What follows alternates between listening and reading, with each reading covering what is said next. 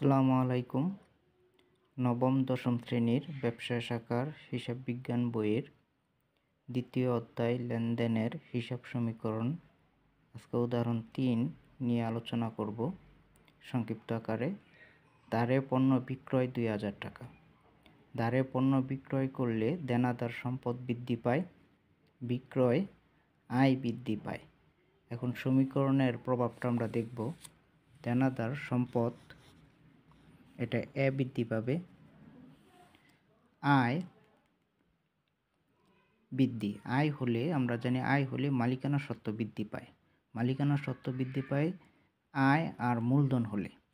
তাইলে এখানে আয় বৃদ্ধি পাইছে, তাইলে এখানে হিসাব সমীকরণে মালিকানা সত্ত্ব প্লাস হবে।